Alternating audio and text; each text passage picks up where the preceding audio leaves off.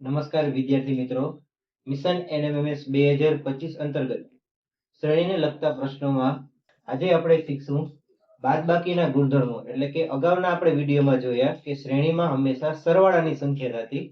હવે આપણે જોઈશું કે બાદબાકીના નિયમો કઈ રીતે લાગુ પડશે. તો તેમાં સૌથી પહેલો નિયમ છે કે સમાન અંકવાળી સંખ્યાની બાદબાકી કરવી.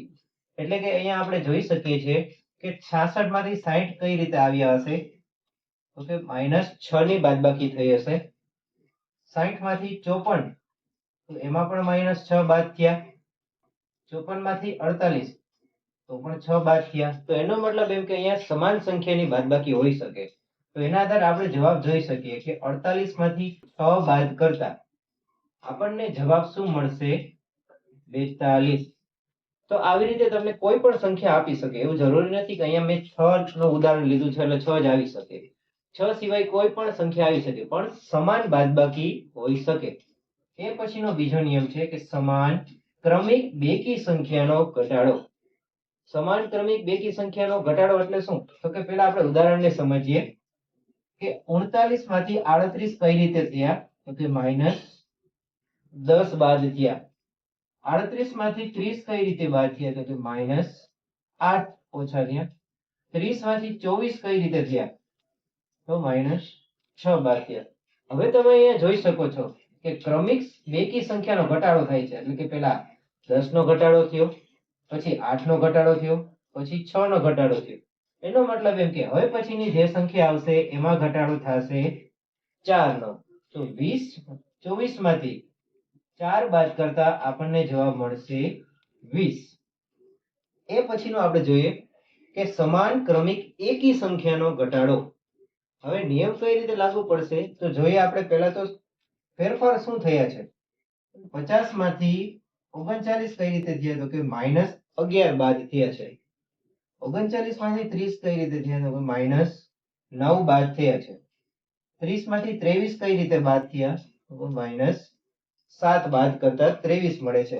હવે અહીંયા તમે જોઈ શકો છો ક્રમિક એકી સંખ્યાનો ઘટાડો થાય છે. એટલે કે 11 એકી સંખ્યા છે, એ પેલાની એકી સંખ્યા 9 છે, એ પેલાની એકી સંખ્યા 7 છે.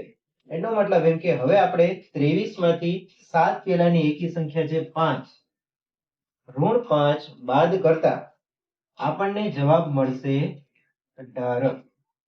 આવી રીતે કોઈ પણ ક્રમિક સંખ્યા તમને પૂછી શકે. એ પછીની સંખ્યા છે કે ક્રમિક સંખ્યાના વર્ગ બાદ કરતા. એટલે કે તમને કોઈ પણ સંખ્યા આપેલી હશે, એમાં શું થયું છે પેલા આપણે જોઈ લઈએ. અહીંયા 100 માંથી 99 કઈ રીતે થયા? તો કે 1 બાદ થયો છે. 99 માંથી 95 કઈ રીતે થયા? તો કે 4 બાદ થયા છે. 95 માંથી 86 કઈ રીતે થયા? તો 9 બાદ થયા છે. હવે તમે જોઈ શકો છો કે આમાં થયું છે શું? 1 નો વર્ગ એટલે કે 1 બાદ થયો છે. 4 છે તો 2 નો વર્ગ બાદ થયો છે. 9 છે તો 3 નો વર્ગ બાદ થયો છે અને જવાબ મળ્યો છે 86. એનો મતલબ એમ કે હવે આ સંખ્યામાંથી આપણે 4 નો વર્ગ એટલે કે 16 બાદ કરવાના થશે. અહીંયા 86 માંથી 16 બાદ કરતા આપણને જવાબ મળશે 70. તો આવી રીતે તમે કોઈ પણ વર્ગ સંખ્યા હોય અથવા તો એક વખત પહેલા ચેક કરી લ્યો કે કઈ રીતે બાદબાકી થઈ છે, તો કેટલા કેટલા અંકનો ઘટાડો થયો છે. જો પૂર્ણ વર્ગ સંખ્યા મળે છે તો તમે સરળતાથી અગાઉનો અંક શોધી શકશો. હવે એવી જ રીતે ક્રમિક સંખ્યાના ઘન બાદ કરતા. તો અહીંયા આપણે જોઈએ છે કે 100 માંથી 99 1 બાદ થયો છે. 99 માંથી 91 એટલે કે 8 બાદ થયા છે. 91 માંથી 64 કઈ રીતે મળ્યા? કે 27 બાદ થયા છે. હવે તમે જોઈ શકો છો 1 અને 8 અને 27 આ ત્રણેય પૂર્ણ ઘન સંખ્યા છે. એનો મતલબ એમ કે આમાંથી 1 નો ઘન, આ 99 છે એ 2 નો ઘન, 27 છે એ 3 નો ઘન. એનો મતલબ એમ કે હવે પછીની સંખ્યા હશે એમાંથી 4 નો ઘન બાદ થશે. 4 નો ઘન એટલે જવાબ મળશે 64. હવે 64 માંથી 64 બાદ કરતા આપણને જવાબ મળશે 0. મિત્રો આ જવાબ તો આપણને સરળતાથી મળી રહેશે, પણ જ્યારે ઘનનો એટલે કે આવી રીતે જ્યારે દાખલો પૂછાય છે ત્યારે આપણે થોડુંક સમજીને ગણવાનું રહેશે કે કઈ રીતે બાદબાકી કરી છે. હવે એ પછીની ક્રમિક વિભાજ્ય સંખ્યાની બાદબાકી. આ થોડોક અટપટો નિયમ છે. ક્રમિક વિભાજ્ય સંખ્યાની બાદબાકી. કોઈ પણ દાખલો ગણશું આપણે તો એમાં સૌથી પહેલું એ જોવાનું છે કે બે સંખ્યા વચ્ચે તફાવત કેટલો છે. તો એના આધારે એ પ્રશ્નની તમને પેટર્નની ખબર પડી જશે. જેમ કે 42 માંથી 38 થયા છે તો એનો મતલબ એમ કે -4 ની બાદબાકી થઈ છે. 38 માંથી 32 થયા છે, -6 ની બાદબાકી થઈ છે. 32 માંથી 24 થયા છે, -8 ની બાદબાકી થઈ છે.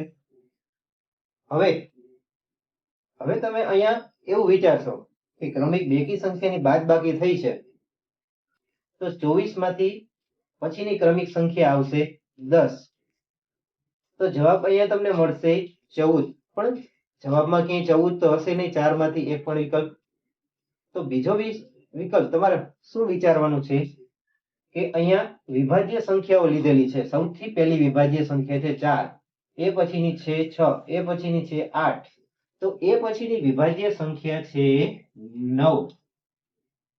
હા મિત્રો, ખાસ યાદ રાખવાનું, આપણે અહીંયા એ વિચારશું અહીંયા કે ક્રમિક બેકી સંખ્યાની બાદબાકી છે એટલે આપણે 10 વિચારી અને 14 નો વિકલ્પ પસંદ કરશું, પણ વિકલ્પમાં ક્યાંય 14 હશે નહીં. તો ત્યારે તમારે એ જોવાનું છે કે આનો જવાબ આવે છે એ વિકલ્પ છે કે નહીં.